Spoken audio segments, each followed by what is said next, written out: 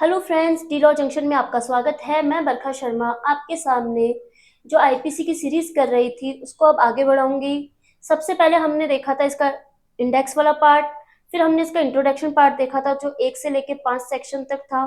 फिर हमने देखा था चैप्टर 2 जनरल एक्सप्लेनेशन सामान्य स्पष्टीकरण जो था हमारा 6 से लेके 52 तक। ठीक है, अब आज जो हम चैप्टर देखेंगे वो चैप्टर 3। चैप्टर 3 हमको बताता है दंडों के विषय में। दंडों के विषय में हमको कौन बताता है? हमें बताता है chapter 3 of punishment.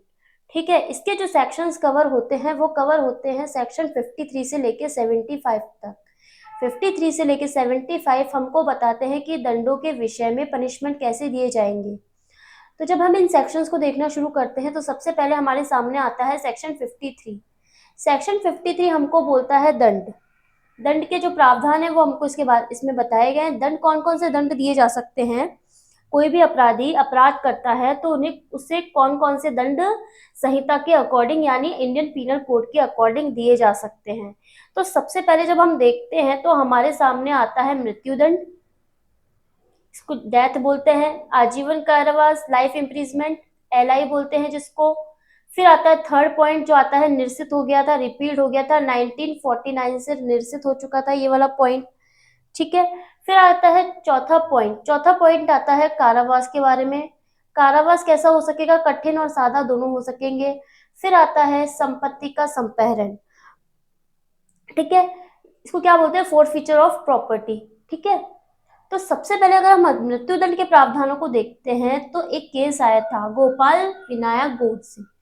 Gopal Vinayak Godse में तो सबसे पहले हमको बताया था कि आजीवन कारावास का क्या अर्थ होता है। आजीवन कारावास का अर्थ तो होता है होल लाइफ, मतलब जब तक व्यक्ति जिंदा है वो जेल में रहेगा, कारावास में रहेगा।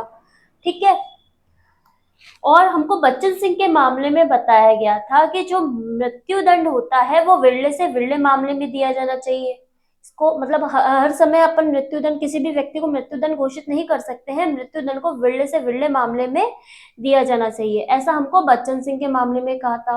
और सेम बात हमको किशोरी वर्सेस दिल्ली राज्य 1999 के केस में भी कहा था कि मृत्युदंड विरले से विरले मामले में ही दिया जाना चाहिए।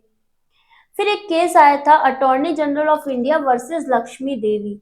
Attorney general of India versus Lakshmi Devi के बाद में कहा गया था कि किसी भी व्यक्ति को जनता के समक्ष फांसी पर नहीं लटका सकते। जनता के समक्ष फांसी पर नहीं लटका सकते क्योंकि ये क्या होता है, हमारे आर्टिकल 21 जो कि कॉन्स्टिट्यूशन का है, जो प्राण और दैहिक स्वतंत्रता के बारे में बताता है, उसका उल्लंघन करता है, ऐसा कहा गया है। फिर आता है हमारा सेक्शन 53। तो अभी हमने 53 में देखा था कि कौन कौन से दंड दिए जा सकते हैं। डेथ दी जा सकती है, लाइफ इम्प्रिजमेंट दिया जा सकता है, और जुर्माना फाइन दिया जा सकता है, कारावास दिया सकता है, और संपत्ति का संपहरण किया जा सकता है। अब जब हम आगे बढ़ते हैं तो देखते हैं कि सेक्शन 53 आता है। ये हमको बताता है निर्वासन के प्रति निर्देश। इसका मतलब हो गया construction of reference to transportation. इसमें जो इस वाले पॉइंट में जो बात देखने की है वो हमको बता रहा है कि अगर आजीवन निर्वासन अर्थ दे रखा है तो उसका मतलब आजीवन कारावास माना जाएगा, लाइफ इम्प्रिजमेंट माना जाएगा। ठीक है, फिर आते हैं हम सेक्शन 54 पर। सेक्शन 54 हमको बोल रहा है मृत्यु दंडादेश यानी डेथ का जो होगा वो उसका लघुकरण कौन कर सकता है। डेथ का जो होता है commutation of sentence of death, हर मामले में जिसमें मृत्यु का दंडादेश दिया गया हो उस दंड को अपराधी की सम्मति के बिना भी, इसमें जरूरी नहीं है कि अपराधी की सम्मति ली जाए, कौन कर सकता है इसका लघुकरण? इसका कर सकता है लघुकरण एप्रोप्रिएट गवर्नमेंट यानी कि समुचित सरकार। समुचित सरकार इसको किसी भी अन्य दंड में लघुकृत कर सकती है। फिर आता है सेक्शन 55। सेक्शन 55 हमको बोल रहा है कि आजीवन कारावास के दंडादेश का लघुकरण। तो आजीवन कारावास यानी लाइफ इम्प्रिजमेंट के दंडादेश का लघुकरण कैसे हो सकता है? ठीक है, हर मामले में जिसमें आजीवन कारावास का दंडादेश दिया गया हो अपराधी की सम्मति के बिना भी समुचित सरकार, यहाँ पे भी कौन लघुकृत कर सकती है? समुचित सरकार कर सकती है। उस दंड को ऐसी अवधि के लिए जो 14 वर्ष से अधिक नहीं हो, यानी कि 14 वर्ष से अधिक नहीं हो, इतना लघुकृत किया जा सकता है ना। दोनों में से किसी भांति के कारावास से लघुकृत कर सकती है। दोनों में से किसी भांति का कारावास मतलब कठिन भी हो सकता है, कठिन भी हो सकता है और सादा भी हो सकता है। ठीक है, ये बात हमको किसने बताई? 55 ने। 54 हमको डेथ के बारे में बता रहा था, 55 हमको आजीवन कारावास लाइफ इम्प्रिजमेंट के बारे में, लघुकृत करने के बारे में बता रहा था। अब आते हैं हम 56। 56 जो सेक्शन है वो रिपील्ड हो चुका है। कब से रिपील्ड हुआ था? 1949 से ये रिपील्ड हो चुका था। फिर 56 के बाद आते हैं हम 57 पर, लेकिन इसको देखने से पहले आता है हमारा सेक्शन 55A। सेक्शन 55A हमको बता रहा है कि समुचित सरकार क्या होती है, एप्रोप्रिएट गवर्नमेंट क्या होती है।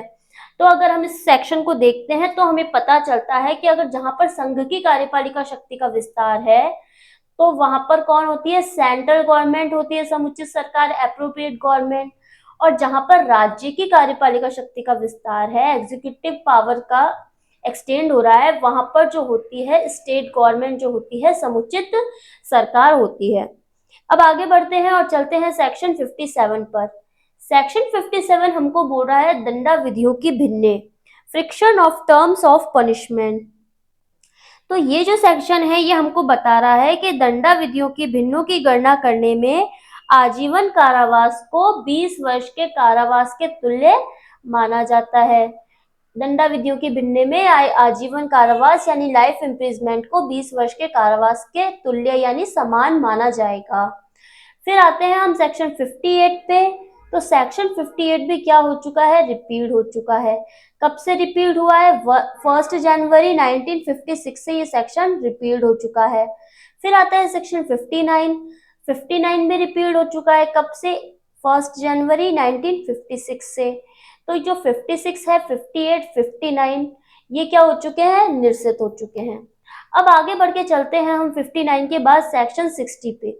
सेक्शन 60 हमको बता रहा है कि दंडाधिष्ट कारावास के कतिपय मामलों में संपूर्ण कारावास या उसका कोई भाग कठिन अथवा सादा हो सकेगा। क्या बोल रहा है ये? सेंटेंस में be in certain cases of imprisonment Holi और पार्टली रिग्रेस और सिंपल। तो अगर इसके एक्ट की लैंग्वेज देखते हैं हम, तो ये बता रहा है कि हर मामले में जिसमें अपराधी दोनों में से किसी भांति के कारावास से यानी कठिन या सादा में से दंडनीय है, तो वह न्यायालय जो ऐसे अपराधी को दंडादेश देगा सक्षम होगा कि ये दंडादेश में निर्दिष्ट करे कि ऐसे संपूर्ण कारावास कठिन होगा या ऐसा संपूर्ण कारावास सादा होगा। यह कि ऐसे कारावास का कुछ भाग कठिन और शेष सादा होगा। मतलब ये न्यायालय निर्धारित करेगा कि उसका कारावास कठिन होगा या सादा होगा, या कुछ भाग कठिन होगा या कुछ भाग सादा होगा। ये न्यायालय की विवेक पर निर्भर करता है कि वह मामले की परिस्थितियों के अकॉर्डिंग उसको कठिन अथवा सादा दंडित करे, सादा कारावास से दंडित करे। फिर आता है हमारा सेक्शन 60 के बाद आ गया 61। 61 क्या बोल रहा है कि मैं हो गया हूँ रिपील्ड। फिर 62 बोलता है मैं भी रिपील्ड हो गया। तो कौन कौन से सेक्शन रिपील्ड हो गए? सेक्शन 56 1949 से रिपील्ड हो गया। 58 और 59 1 जनवरी 1956 से निरसित हो गए। और जो 61 और 62 है वो भी रिपील्ड हो चुके हैं। इन रिपील्ड सेक्शंस के बाद हम बढ़ते हैं आगे सेक्शन 63 पर, जो हमको बता रहा है जुर्माने की रकम, कि जुर्माने की रकम कितनी होगी, अमाउंट ऑफ फाइन। तो क्या बता रहा है कि जहां की वह राशि अभिव्यक्त नहीं की गई, मतलब जहां कोई राशि दी नहीं गई, जितनी तक जुर्माना हो सकता है, वह अपराधी जिस रकम के जुर्माने का दायी है वह अमर्यादित होगी किंतु अत्यधिक नहीं होगी। क्या बता रहा है? अमर्यादित होगी परंतु अत्यधिक नहीं होगी। तो अगर इसका इंग्लिश लैंग्वेज हम देखते हैं तो कहता है where no sum is express to which a fine may extend the amount of fine to which the offender is liable is unlimited, unlimited but shall not be excessive. ठीक है, क्या होगी? अनलिमिटेड हो सकती है पर एक्सेसिव नहीं हो सकती। ये हमको बता रहा है सेक्शन 63। ठीक है, फिर आते हैं हम अपने सेक्शन 64 पर। सेक्शन 64 हमें बता रहा है कि जुर्माना न देने पर कारावास का दंडादेश। अगर किसी व्यक्ति को जुर्माने से दंडित किया गया है और उसने जुर्माना नहीं दिया है तो उसका कैसा दंडादेश दिया जाएगा? वो क्या होगा, अतिरिक्त कारावास होगा। अगर हम 64 के लिए एक्ट की लैंग्वेज देखते हैं तो हमें पता चलता है कि कारावास और जुर्माना दोनों से दंडनीय अपराध के हर मामले में जिसमें अपराधी कारावास सहित या रहित जुर्माने से दंडाधिष्ट हुआ है, मतलब उसको दंडित किया गया है, तथा कारावास या जुर्माने अथवा केवल जुर्माने से दंडनीय अपराध के हर मामले में जिसमें अपराधी जुर्माने से दंडाधिष्ट हुआ है, वह न्यायालय जो ऐसे अपराधी को दंडित करेगा सक्षम होगा कि दंडादेश द्वारा निर्देश दे कि जुर्माना देने में व्यतिक्रम होने की दशा में यदि उसने जुर्माना नहीं दिया है तो अपराधी अमुक अवधि के लिए कारावास भोगेगा, मतलब कुछ निर्धारित अवधि के लिए कारावास भोगेगा, जो कारावास उस अन्य कारावास के अतिरिक्त होगा। ठीक है, तो इसमें बताया गया है कि जो कारावास उसने भोगा है वो अतिरिक्त कारावास होगा। ठीक है, फिर आता है सेक्शन 65। सेक्शन 65 हमको बता रहा है कि जब कारावास और जुर्माना दोनों अधिष्ट किए जा सकते हैं तब जुर्माना न देने पर कारावास की अवधि क्या बता रहा है कि limit to imprisonment for non payment of fine when imprisonment and fine awardable. क्या बोल रहा है कि यदि अपराध कारावास और जुर्माने दोनों से दंडनीय है तो वह अवधि जिसके लिए जुर्माना देने में व्यतिक्रम होने की दशा के लिए, मतलब जिस अवधि के लिए उसने जुर्माना नहीं दिया है, न्यायालय अपराधी को कारावासित करने का यानी जेल में डालने का निर्देश दे सकेगा। कारावास की उस अवधि की 1/4 से अधिक नहीं होगी जो अपराध के लिए अधिकतम नियत की गई, मतलब जो अपराध अधिकतम नियत किया गया है उसके 1/4 से अधिक अगर उसने जुर्माना नहीं दिया तो उसको 1/4 से अधिक तक ही दंडित किया जा सकता है, उससे अधिक दंडित नहीं किया जा सकता। फिर आता है हमारा सेक्शन 66। सेक्शन 66 हमको बोल रहा है कि जुर्माना न देने पर किस भांति का कारावास दिया जा सकेगा। तो इसमें बताया गया है कि अगर जुर्माना नहीं दिया तो उसे किसी भी भांति का कारावास दिया जाएगा। किसी भी भांति के कारावास से तात्पर्य है कि या तो उसे कठिन कारावास दिया जा सकेगा या उसे सादा कारावास दिया जा सकेगा। फिर आता है सेक्शन 67। सेक्शन 67 हमको बता रहा है कि जुर्माना न देने पर कारावास जबकि अपराध केवल जुर्माने से दंडनीय है। तो अगर जुर्माना न दिया नहीं गया जबकि जो उसका अपराध था केवल ऐसा था जिसमें केवल फाइन ही दिया गया और उसने वो फाइन जमा नहीं कराया गया, तो कारावास कैसा होगा, कारावास होगा सादा, कठिन नहीं होगा। यहाँ पे कारावास केवल सादा होगा। और अगर 50 रुपए तक का ऐसा ऐसा जुर्माना है जो केवल 50 रुपए तक का ही है तो उसे 2 माह के कारावास से दंडित किया जाएगा। और 100 रुपए तक का जुर्माना है उसके ऊपर तो 4 मास तक का कारावास, अगर उसने 100 रुपए जमा नहीं कराए तो। और किसी भी अन्य दशा में 6 मास तक का कारावास, यानी इसको 6 माह से अधिक नहीं बढ़ाया जा सकता। किसी भी अन्य दशा में 6 मास तक का ही उसको कारावास दिया जा सकता है, इससे अधिक कारावास नहीं दिया जा सकता। फिर अगर हम आगे बढ़ते हैं तो हम देखते हैं कि सेक्शन 68 हमको बोल रहा है कि जुर्माना देने पर कारावास का पर्यावसन हो जाना। पर्यावसन हो जाना मतलब खत्म हो जाना, एक तरीके से वो खत्म हो जाता है। जुर्माना देने में व्यतिक्रम होने की दशा में यदि जुर्माना नहीं दिया गया तो अधिरोपित कारावास, मतलब जो उस पे कारावास अधिरोपित किया गया है उसको जिस कारावास से दंडित किया गया है तब पर्यवसित हो जाएगा, मतलब तब खत्म हो जाएगा जब वह जुर्माना या तो चुका दिया गया है या विधि के प्रक्रिया के द्वारा उद्ग्रहित कर लिया गया है। उद्ग्रहित का मतलब होता है रिकवरी। तो जब जुर्माना या तो उसने चुका दिया या फिर उसको विधि की किसी प्रक्रिया के अधीन उसके जुर्माने की रकम को रिकवर कर लिया गया है तो जुर्माना देने पर कारावास का पर्यवसन हो जाएगा, मतलब उसको फिर कारावास में नहीं रखा जाएगा। ये था हमारा सेक्शन 68। फिर आते हैं हम 69 पर। सेक्शन 69 हमको बोल रहा है कि जुर्माने के आनुपातिक भाग के दे दिए जाने की दशा में कारावास का पर्यावसन। मतलब हो गया इसका कि जुर्माने का कोई भाग है उसका आनुपातिक भाग आपने दे दिया। मान लो 100 रुपए का जुर्माना था और आपने जमा करा दिए 50 रुपीज। 50 रुपीज आपने जमा करा दिए तो जितना 50% आपने कारावास भुगत लिया और आधा आपका पर्यवसित हो जाएगा। आनुपातिक भाग के दे दिए जाने में कारावास का पर्यवसन हो जाएगा। अपना अगर आपने जुर्माना आधा कारावास भुगत लिया और आधा जुर्माना दे दिया तो आपका कारावास खत्म हो जाएगा। ठीक है, फिर आते हैं हम अपने सेक्शन 70 की तरफ। सेक्शन 70 हमको बोल रहा है, सेक्शन 70 कह रहा है हमको कि जुर्माने का 6 वर्ष के भीतर या कारावास के दौरान में उद्ग्रहणीय होना संपत्ति को दायित्व से मृत्यु उन्मुक्त नहीं करती। तो ये जो सेक्शन है ये हमको बता रहा है कि जुर्माना या उसका कोई भाग जो चुकाया नहीं गया है ना, दंडादेश दिए जाने के बाद, कोई भी दंडादेश दिया गया है तो वो 6 वर्ष के भीतर उसको रिकवर किया जा सकेगा। अगर उस व्यक्ति को 6 वर्ष से ज्यादा की सजा दी गई है, ज्यादा का कारावास दिया गया है, तो समय अवधि समाप्त होने के पूर्व, यानी अगर 6 वर्ष से ज्यादा का है तो जितना कारावास, वो जब तक उसका कारावास पूरा नहीं होता तो उस समय अवधि के समाप्त होने से पूर्व किसी भी समय उसको रिकवर किया जा सकेगा, जुर्माने को रिकवर किया जा सकेगा। संपत्ति को दायित्व से मृत्यु उन्मुक्त नहीं करती। इसका मतलब है कि अगर व्यक्ति की मृत्यु हो गई तो उसकी जो रिकवरी की जाएगी, जुर्माने की रिकवरी, वो उसकी प्रॉपर्टी से की जाएगी। अगर उसकी मृत्यु हो गई तो उसको उससे उन्मुक्त नहीं माना जाएगा, जुर्माने से उन्मुक्त नहीं माना जाएगा। ये बात हमको बोल रहा है सेक्शन 70। सेक्शन 70 के बाद आता है हमारा सेक्शन 71। सेक्शन 71 हमको बोल रहा है कि कई अपराधों से मिलकर बने अपराध के लिए दंड की अवधि, limit of punishment of offence made up of several offences.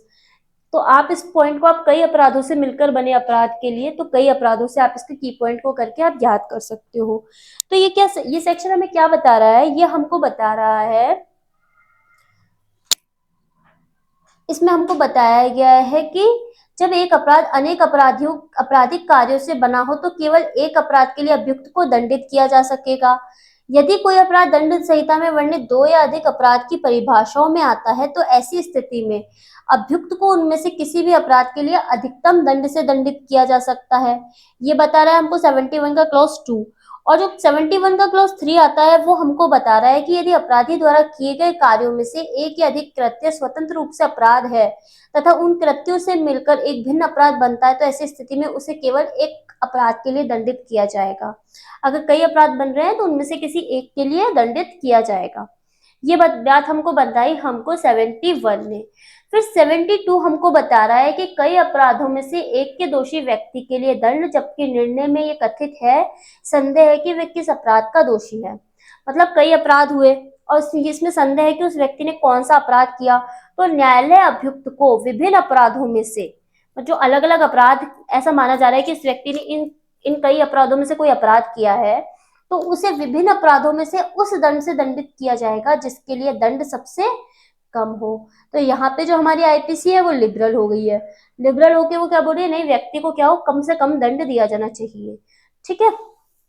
अब इस चैप्टर का जो इम्पोर्टेंट एस्पेक्ट है एकांत परिरोध, ये बहुत इंपॉर्टेंट एस्पेक्ट है इस चैप्टर का, जो सेक्शन कवर करता है हमारे सेक्शन 73 और 74।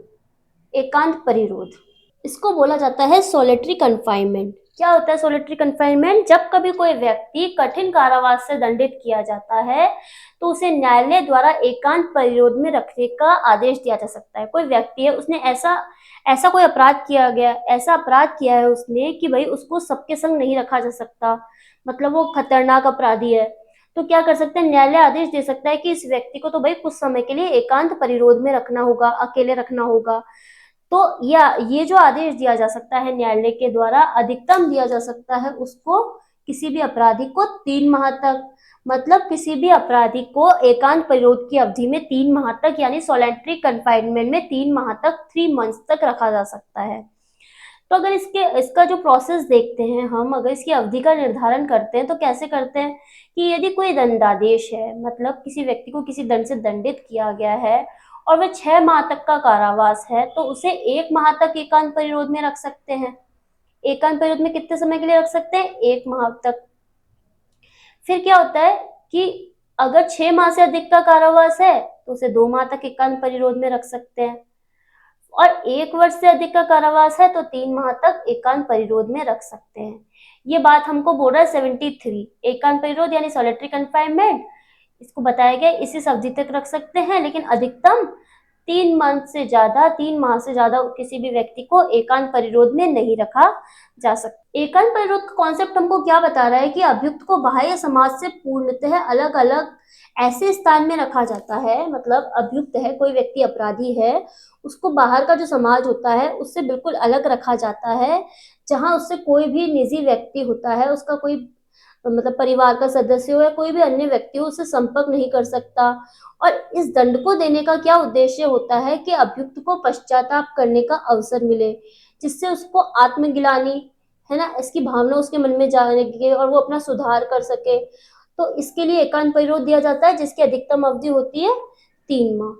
फिर हमको एकांत परिरोध के बारे में अवधि का कॉन्सेप्ट एक और बताया गया है, जो कौन से सेक्शन में बताया गया हमको, सेक्शन 74। सेक्शन 74 हमको बोल रहा है एकांत परिरोध की अवधि। एक अवधि हमने यहाँ देखी थी और एक अवधि हम यहाँ देखेंगे। तो ये क्या बता रहा है हमको कि एकांत परिरोध के दंडादेश के निष्पादन में ऐसा परिरोध किसी भी दशा में एक बार में 14 दिन से अधिक नहीं होगा। मतलब आप लगातार उसको 1 माह तक का एकांत परिरोध नहीं दे सकते हो, लगातार 2 माह तक नहीं दे सकते हो, लगातार 3 माह तक नहीं दे सकते हो।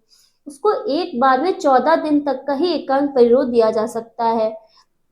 साथ ही ऐसे एकांत परिरोध की कालावधियों के बीच उन कालावधियों में से अन्यून अंतराल होंगे, मतलब उसमें कुछ कुछ कम अंतराल होंगे। तो कारावास अगर 3 मास से अधिक है, तब दिए गए संपूर्ण कारावास के किसी एक मास में एकांत परिरोध 7 दिन से अधिक का नहीं होगा।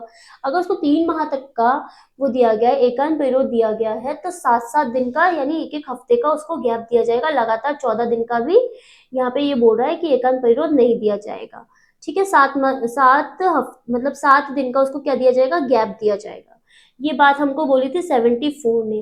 तो एकांत परिरोध हमारे चैप्टर 3 का एक इम्पोर्टेंट आस्पेक्ट है।